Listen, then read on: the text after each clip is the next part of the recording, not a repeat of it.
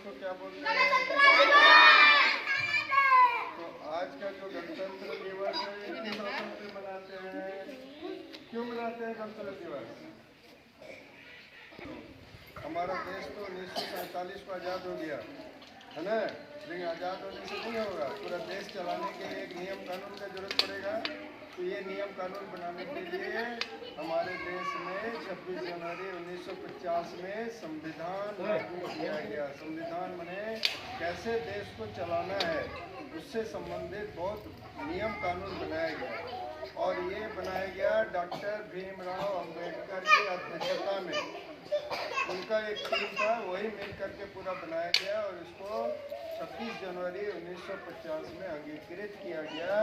उसी के याद में आज गणतंत्र दिवस मनाते हैं, क्योंकि जब से गणतंत्र बोला गया, क्या बोला गया? गणतंत्र। गणतंत्र का मतलब क्या है? गण माने हम लोग, और तंत्र में शासन व्यवस्था। पहले क्या था? राजा का शासन था, सम्राट का शासन था, उसके बाद अंग्रेजों का शासन था, लोगों का शासन नहीं था। जब देश आज़ाद हुआ तो हम लोगों का शासन व्यवस्था चालू हुआ।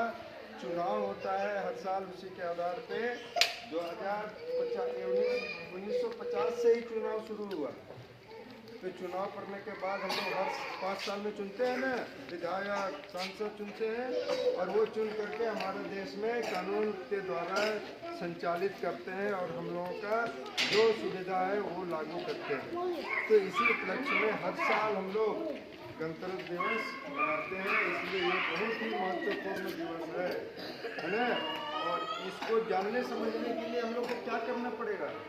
पढ़ना पड़ेगा। ऐसे नहीं समझ में आएगा, भाषण सुनने से नहीं समझ में आएगा। इसको समझने के लिए क्या करना पड़ेगा? पढ़ना पड़ेगा। और हम लोग प्रत्येक दिन प्रार्थना सभा में प्रस्तावना बोलते हैं, ना, हम भारत के लोग, भारत के बोलते हैं ना। ये उसी संविधान के पहला पेज में लिखा हुआ है, ऊपर में लिखा हुआ है। उसको क्या बोलते हैं? प्रस्तावना। क्या बोलते हैं? इसको हम लोग प्रत्येक दिन संविधान पाठ के रूप में बोलते हैं, और सभी बच्चे बोलते हैं।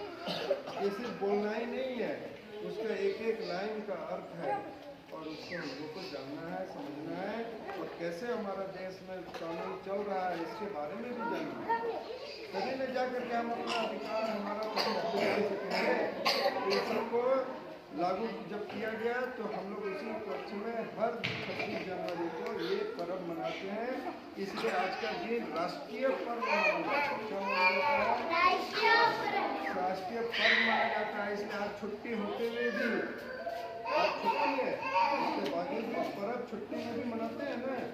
तो ये पर्व है और इसको खुशी खुशी हम लोग को मनाना है। उसी उपलक्ष्य में आज हम लोग मना रहे हैं, और हर शिक्षण संस्थान, हर समाज, हर पंचायत, हर जगह कोई भी इसको मना सकता है, क्योंकि ये सबके लिए समान पर्व है। सबको कोई मनाना, ठीक है?